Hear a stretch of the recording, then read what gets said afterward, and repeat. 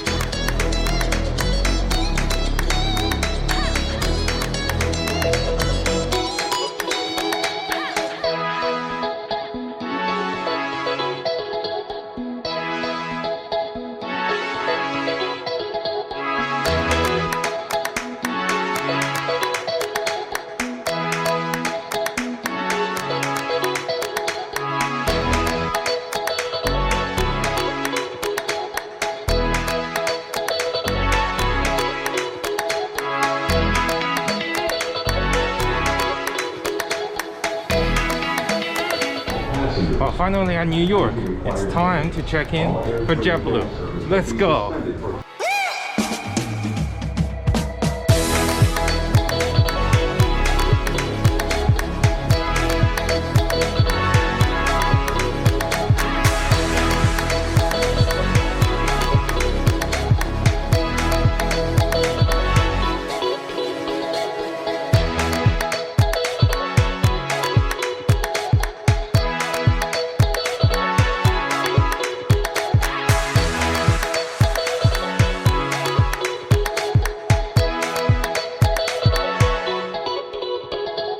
Sadly, even the highest cabin on the most prestigious JetBlue flight does not grant you access to any business class lounge all around the JFK airport. So I had to sit down in one of the only 2 tables in the entire terminal that has a power outlet, and worked on your next video for the next 3 hours. But luckily, time flies when you're trying to procrastinate by watching cat videos on YouTube. Oh, I actually meant working on the newest video with the highest quality of animations. Yeah. Oh my god, the long way is finally over. It is almost time to board. And if you can see underneath my mask, you're gonna see me just giddy like a little kid, because I've heard a lot of good things about JetBlue Mint, and I cannot wait to try it out. And waiting for me at the gate was our ride across the pond tonight. A brand spanking new A321Neo that belongs to a special subfleet of only 3 planes in the entire company, adapted to fly across the Atlantic to go to London. And I gotta give it to JetBlue with their creative naming. Some of their names are true knee slappers, such as Pretty Fly for a Blue Guy, or the simple wordplay of Sacre Bleu, or perhaps you want a list. 1. Flight JetBlue. 2. Repeat step 1. Or perhaps this name is too long for you and you want to prefer a simple creme brulee.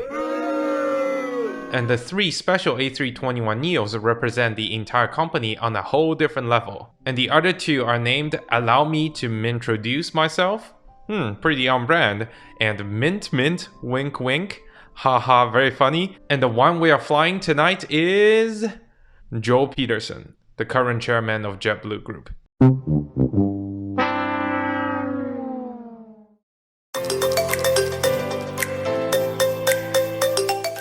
As boarding commenced, I quickly ran down the jet bridge and settled down in a tiny home for my next 7 hours.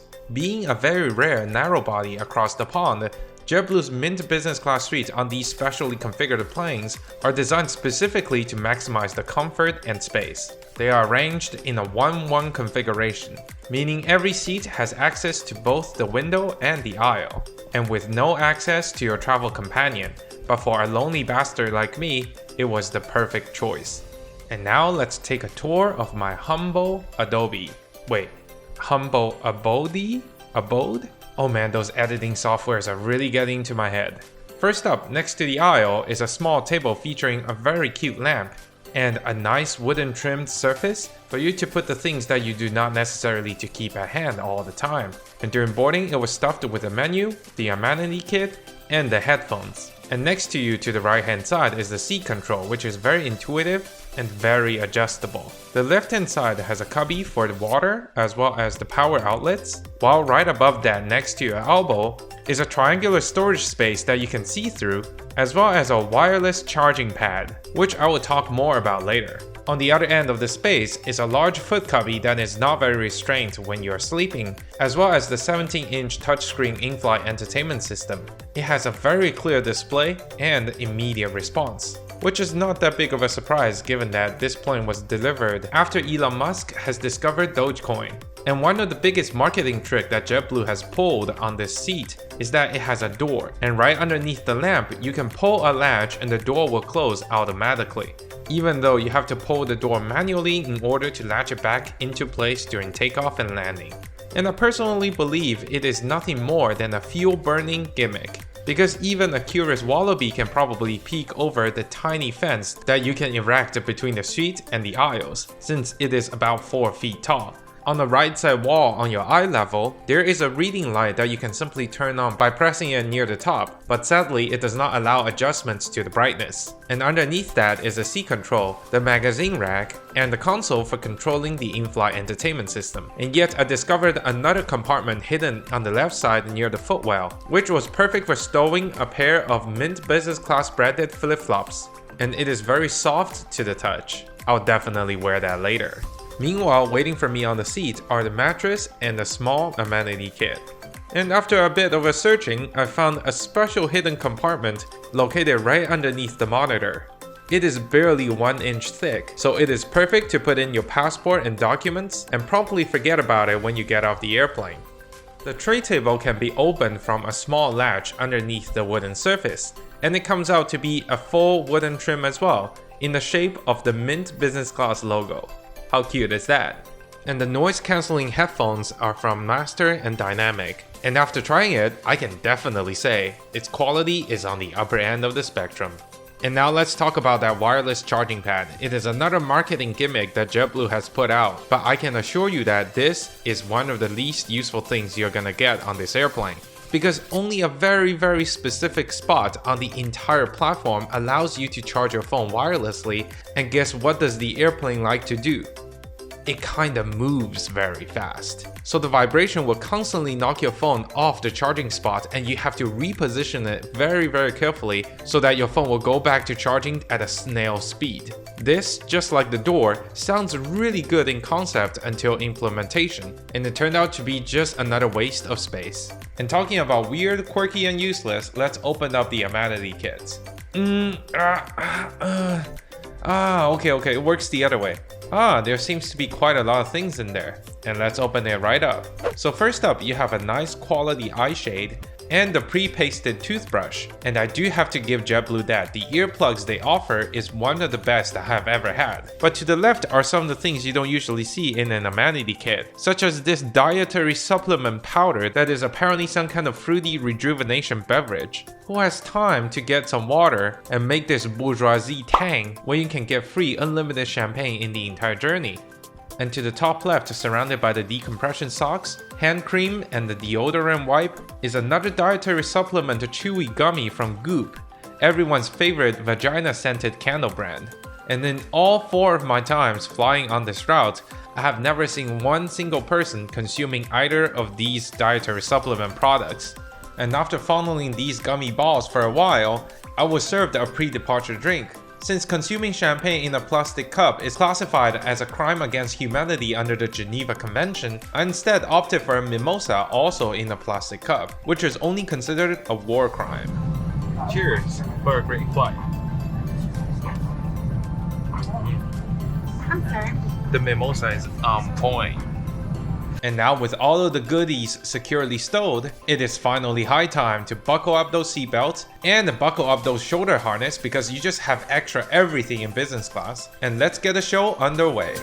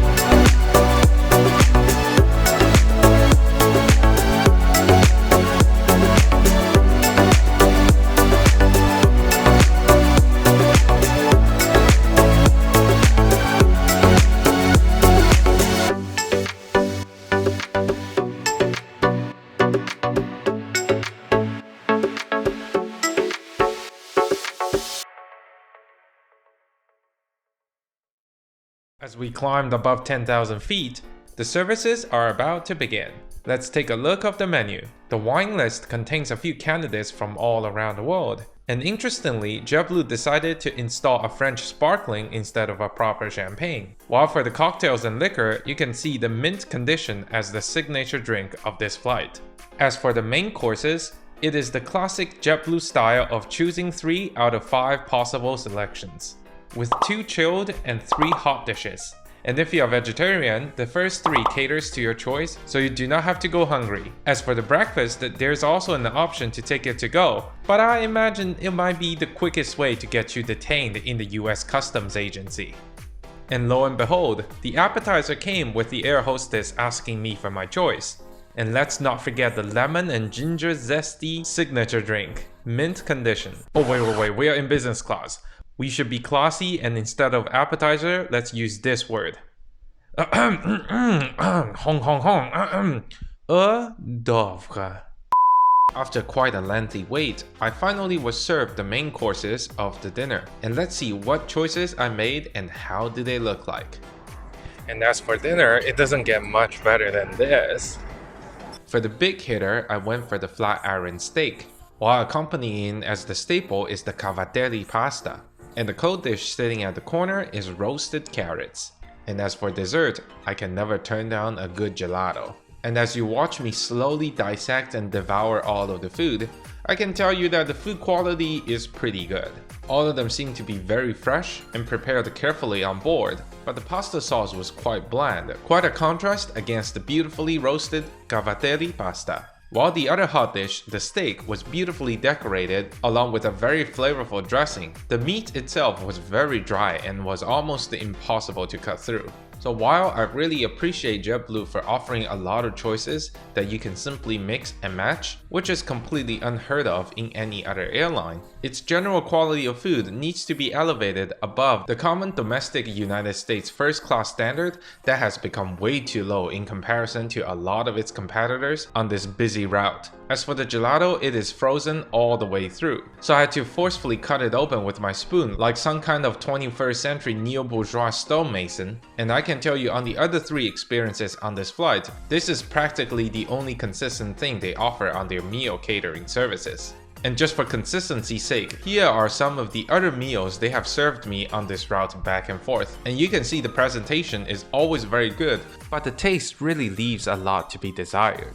After the meal service was concluded 2 hours into the flight, I tinkled around with the Inflight Entertainment system, and as expected for a plane produced in 2021, it is extremely responsive to the touch and you can pinch and zoom without any difficulty. And as you quit to the main menu, you're greeted with a lot of different choices, and JetBlue does offer a pretty decent selections of movies and TV shows on board. It is very fast and easy to control, so much so that I never used the controller situated next to me once in my entire flight. But on the other hand, when JetBlue is the only transatlantic airline that offers unlimited free Wi-Fi to everyone, there is no way I'm gonna spend more than 2 minutes on the Inflight Entertainment system, because I would rather get addicted to my own devices instead. And an easy internet speed test shows that the Wi-Fi was surprisingly fast and should not hinder any kind of work unless you want to review the business class live on YouTube. And during my experiences in all of the 4 flights I have had, you very rarely get the dreaded internet is not available sign in the middle of the Atlantic. So I'm very impressed with the internet service JetBlue provides.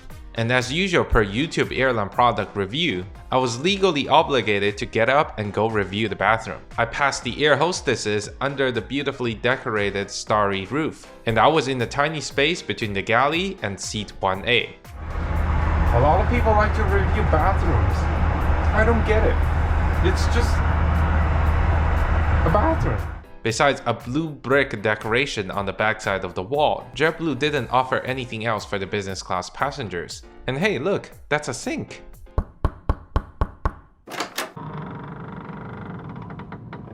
Let that sink in. Please, I'm here to help you with your plumbing. It's terrible. I can smell all the crap from outside. Please, just let me in, please. And after the trip to the loo was complete, it was time to doze off for a little nap. This kind of 7.5 hour journey was notoriously bad for getting your shut-eye, so I had to maximize every minute I got. The bed turned completely flat with ample rooms for your legs as well as elbows, which is really appreciated in a narrow-body aircraft, and I promptly fell asleep internally debating the merit of champagne versus French sparkling wine. Wait, nobody else does that? One debt to society later.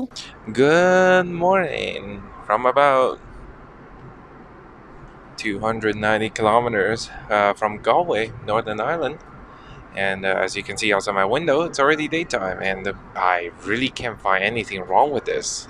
Maybe just one downside is just this is not long enough. So I got like 2 hours of sleep. I just wish, it's a 12-hour flight so I can actually enjoy this a little bit more. But that's not JetBlue's fault, is it? Well, I'm about to enjoy my breakfast, and I'll see you on the other side.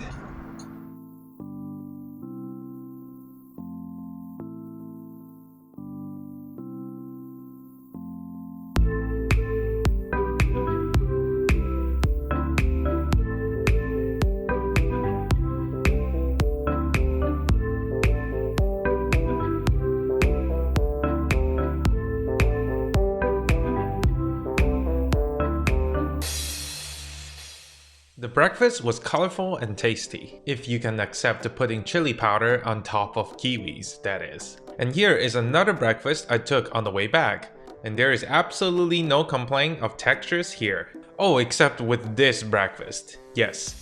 On another flight coming back in New York a few months later, we encountered a moderate level snowstorm upon descent. So the plane was shaking for about 2 to 3 hours before we landed, but it was not that severe given the fact that a few of the passengers managed to get to the bathroom and got back to their seats without getting tossed around like a salad. But JetBlue apparently decided it was too dangerous to serve breakfast. So what we got in mint class was this single chocolate bar, accompanied with a flippant, "Oh, we are sorry we couldn't serve you today on this flight."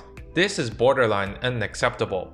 A breakfast to go as advertised in their menu should be the bare minimum. And this just shows you the inconsistency when it comes to JetBlue, especially regarding service on this brand new route.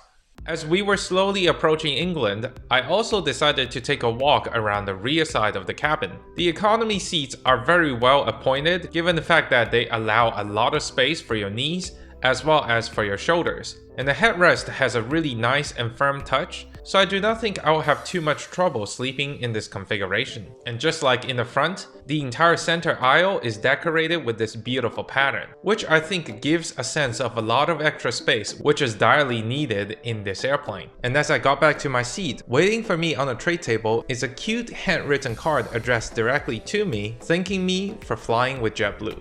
This is a great heartwarming gesture, and to the top right is another of JetBlue's cute, quirky, and arguably useless amenity that they provide. A pin saying Midnight Express is fixated to the top, and I was encouraged to take them home with me. After 3 more flights with them, I have collected quite a substantial collection as you can see here, and I'm still very dumbfounded by what's the purpose of these pins. Are they supposed to be some kind of collectible? Or do they actually intend you to wear them as a secret signal to anyone who has watched this video that they have been on JetBlue Mint in this signature route?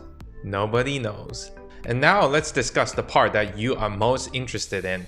How much did I pay for my flight? Normally, JetBlue charges about $2,000 for a round-trip direct flight between New York and London, which is substantially lower than a lot of its competitors and has impacted the market standard by a lot. But a few months back, a YQ calculation error in the fuel table has caused a direct round trip between New York and Cork in Ireland through London on JetBlue as well as Aer Lingus to result in a final price of around $700. But if you have watched my channel for a while, you would know that me as a professional travel hacker have a couple tricks up my sleeve, and I managed to drop the final price to around $550 by forfeiting a leg between London and Cork. But of course, JetBlue soon after discovered this tiny problem and fixed the calculation table. But do not worry, if you want to see more deals like this one, please subscribe to my channel as I have a series of travel hacking videos up already, and I will produce many more videos catering to this specific kind of travel hacking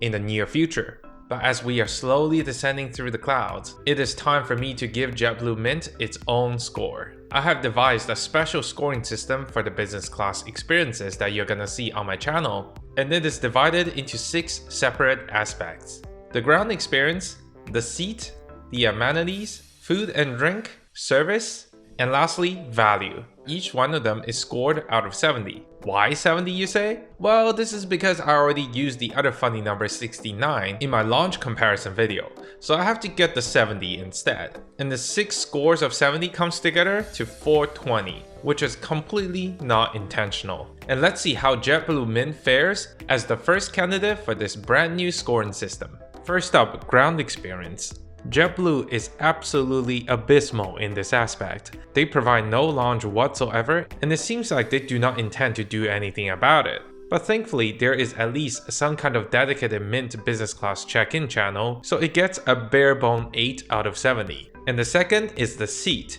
It is clear that the seat has a lot of well-intentioned designs in mind, and the privacy on a narrow-body airplane is almost unbeatable. The solid construction, good ergonomics, ample space, and modern Inflight Entertainment system all contributed to a very high standard. Despite the vaporware-like doors and wireless charging pad, it still earns an outstanding 66 out of 70. Next up, amenities. The amenity kits are very well appointed. Despite lacking some of the essentials such as a lip balm, it still provided some of the bare minimum along with some quirky accessories. The bathrooms do not have any differentiation, and there is no pajama, but at least there's a pair of flip-flops. 45 out of 70. And then it is food and drink. You can see that they have put a lot of thoughts into designing the menu and the wine list. And all of the dishes are presented very charismatically. But the quality leaves a bit to be desired, such as the rock hard gelato, the steak that is harder than my childhood, and the lack of variety, since every single time it is pasta, pasta, and more pasta. However, eventually, the phenomenal cocktail and the substantial breakfast have combined to propel JetBlue's food and drink into a respectable 55 out of 70. As for the service, it is rather hit or miss, since JetBlue has just recently launched the service to London as they hopped into the incredibly competitive transatlantic market. A lot of work needs to be done to acclimatize the crew for this kind of demanding workflow, but many times, they simply drop the ball. In no way is a 2-tray dinner served in 2 hours any form of acceptable, no matter how new the airline is in the market. And some of the crew are not that interested into serving the customers and simply disappeared for a vast majority of the flight time. And let's not forget that they simply offered a flippant apology as the drink to go with our single chocolate bar as the breakfast. So yeah, a 40 out of 70. And lastly, value. Of course, I would not be judging this flight based on the amount I paid, since it is literally less than economy. For what you can get for $2,000, a lie-flat seat with decent service and food, albeit with the lack of lounges, I think it is a very good value. However, preventing JetBlue from earning the perfect score is that it does not earn very valuable miles. You can only credit these flights to 2 notable programs, JetBlue and Singapore KrisFlyer, so it has to settle down with a 66 out of 70. So JetBlue's Mint business class flight across the pond earns a respectable 280 out of 420, and we will see how it compares with all of the other airlines I will review in the near future. And as for now, let's just enjoy our final approach into London Heathrow and prepare ourselves for the landing.